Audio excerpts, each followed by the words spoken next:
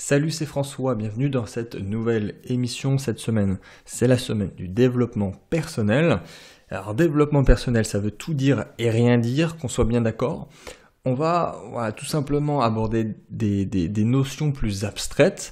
On va peut-être faire des émissions moins techniques forcément. Et on va répondre à des questions qui sont très pertinentes et essentielles en fin de compte, comme tu l'as pu remarquer avec cette première émission, pourquoi être riche? Et on va aborder ce genre de sujet qui pour moi est passionnant, mais qui quand même nécessite de développer certains points, certaines notions, certaines thématiques. Alors je vais aborder énormément de choses cette semaine, il y aura des personnes extérieures qui vont intervenir, mais on va commencer au final peut-être par la question la plus pertinente de toutes les questions, c'est pourquoi être riche.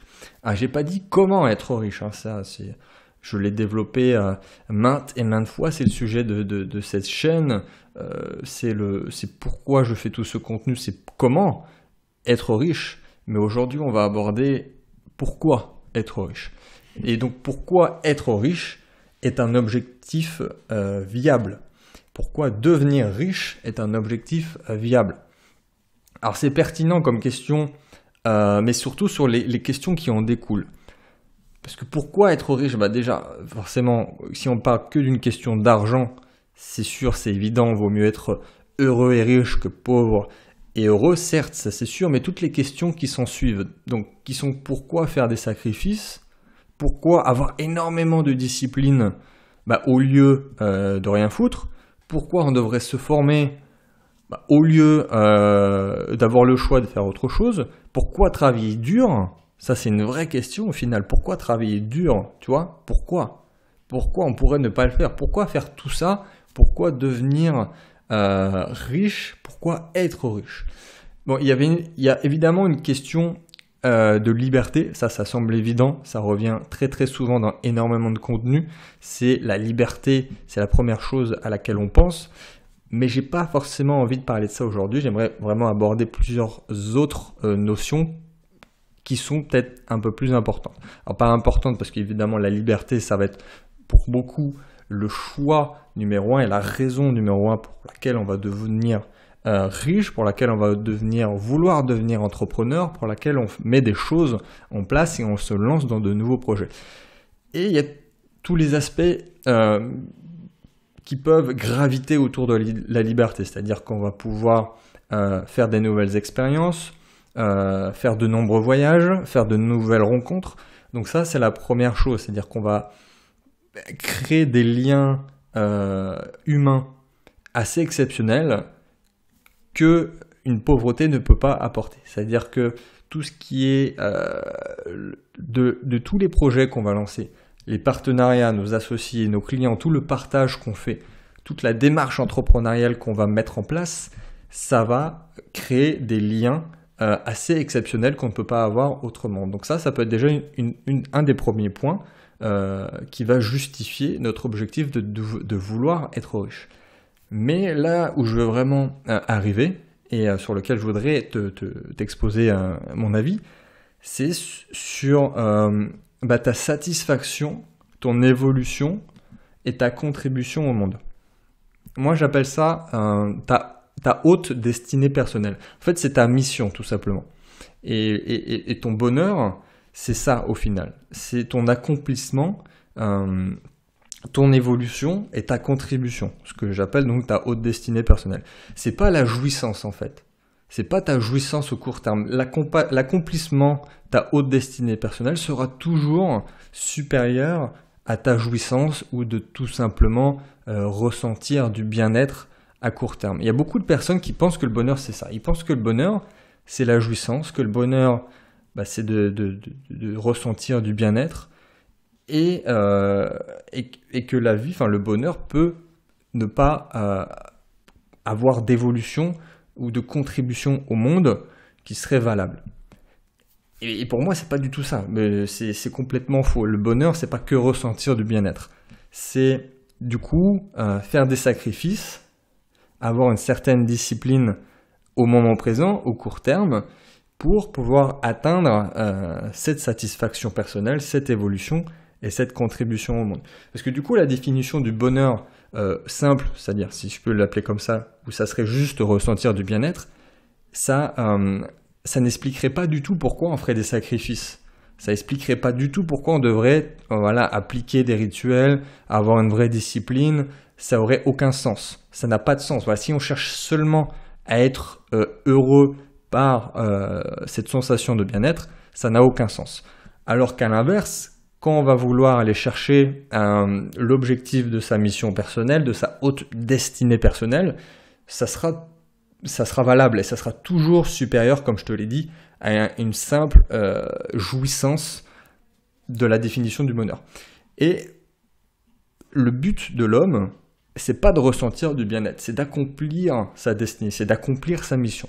Et sur l'échelle d'une vie, quelqu'un qui n'aura pas eu comme mission de devenir riche, on va l'appeler comme ça, pour reprendre toutes les notions que je viens d'expliquer, aura été beaucoup moins heureux qu'une personne qui aura fait les efforts de le devenir. Et pourtant, dans le deuxième cas, c'est pas la solution de facilité. Il y a des sacrifices à faire, il y a de la discipline à avoir, et c'est tout ce que je viens d'expliquer. Ça sera beaucoup plus impactant pour une personne, et au moment, sur son lit de mort peut-être, une personne aura toujours comme conclusion qu'elle aurait été plus heureuse avec ce deuxième profil. Et c'est aussi pour ça peut-être que les gagnants du loto, ils sont pas forcément plus heureux après. Même tout le temps, voire même des fois, ils sont plus malheureux. Parce que cette richesse, ça a aucune signification. Ça peut-être apporte du bonheur, de la jouissance, du bien-être à court terme, mais cet argent n'a aucune signification. Ça n'apporte aucune satisfaction, ça n'apporte aucune évolution et encore moins aucune contribution. Donc l'argent en tant que tel, ça apporte rien. Et même à un certain niveau, on voit plus la différence. Ça, c'est ce qu'on appelle l'adaptation hédonique. Ça, c'est un mécanisme qui se retrouve partout. C'est-à-dire que notre cerveau s'adapte en permanence à ce qu'on a et à ce qu'on vit. Donc, évidemment, on commence par l'argent, mais même physiologiquement parlant, si il y a une odeur dans une pièce, au bout d'un moment, on s'habitue à cette odeur et on ne ressent plus cette odeur. S'il y a un bruit qui se produit, ça peut être le bruit du moteur de ta voiture, tu l'entends plus au bout d'un moment. Même en étant en très bonne santé, en étant dans un état parfait, normal, on n'éprouve plus du tout une satisfaction particulière à être en bonne santé. C'est exactement la même chose pour l'argent, c'est ce qu'on appelle l'adaptation hédonique. Et le fait, par contre, de vouloir accomplir sa destinée, sa mission, donc ce chemin de devenir riche, te permet d'outrepasser cette inconscience de ta richesse. C'est-à-dire que tu vas être bien plus heureux en faisant ça, en essayant de devenir et d'être riche, parce que sinon tu vas tomber directement dans l'adaptation hédonique. Donc c'est une question très intéressante et pourquoi j'ai fait cette émission ? J'ai eu une question assez intéressante sur Instagram, une personne qui m'a demandé « mais qu'est-ce que tu fais de ton argent ?» Alors déjà, premièrement, en tant que bon investisseur, j'ai dit que je réinvestissais une bonne partie et que ça me permettait de lancer des nouveaux projets et des projets qui me tiennent à cœur. Et que les seuls aspects de consommation étaient dans mes passions. Donc la musique, la lecture, le voyage, la grande gastronomie. Mais que clairement, on pouvait ne pas voir que j'avais de l'argent et que j'étais vraiment dans le principe du livre de Millionaire Next Door où là par exemple mon voisin n'a aucune idée de ce que je fais et pourtant et ça va être peut-être la conclusion de cette émission, la richesse financière en tant que telle, on s'en bat les steaks. Ça va pas te permettre d'évoluer plus et de contribuer plus, mais aujourd'hui avec de l'argent je peux évoluer plus dans mon business, je peux évoluer plus au niveau personnel et je peux faire plus d'expérience, je peux contribuer plus, toucher plus de monde et encore plus en profondeur. Donc l'intitulé au final de cette émission devrait plutôt être « Pourquoi devenir riche ?» plutôt que « Être riche ». Mais pour moi, tout simplement, c'est ce que j'appelle la destinée, ta haute destinée personnelle. Et c'est très important que tu aies cette notion en tête. Enfin pour moi, à mon avis. Donne ton avis, je te pose la question pourquoi. C'est tout pour aujourd'hui, on se retrouve très bientôt pour une prochaine émission.